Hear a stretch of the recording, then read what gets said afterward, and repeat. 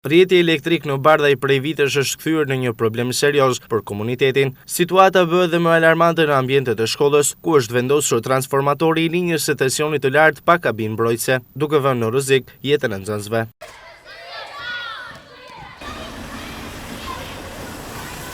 Sa i përket sistemit elektrik në zonë banore, thonë se nuk ka munguar rastet kur jeta atyre është rrezikuar si pasojë e këputjes së telave. S'kena shqetësime, dhe shikoni telat që janë.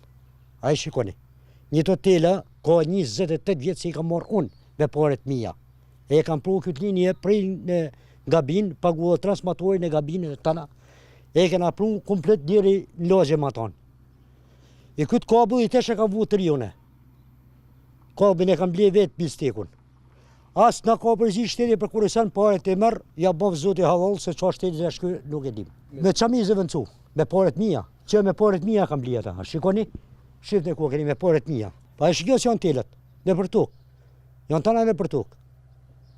Gjithë që në për tokë, vë, si s'kena frikë na, sa herë ka la korenti këto. Pardje jam kënë duhet djekë i tu, të marketi një tu jam kënë duhet djekë me gjithë makinë. Se e hasi një makinë du kalu aty, e hasi komplet tensionin, bon flakë dhe gati veç mu djekë. Mërëndë, që kena mi thonë një. Shife rrugën, shife. Tona një to, veç gjithë që privat, paret i mërë shteti. Paret një mërë shteti. Vine, e kam ble bistekun vetë, vine të venë aty, edhe ikun e morin edhe 100.000 lekshët. Vetë me mnu bistekun. Po të shqetësim kena se në prishen, po që kemë me ban. Drita kena po prishen. Po nevojë si s'ka në mërë, po kush po i nërën?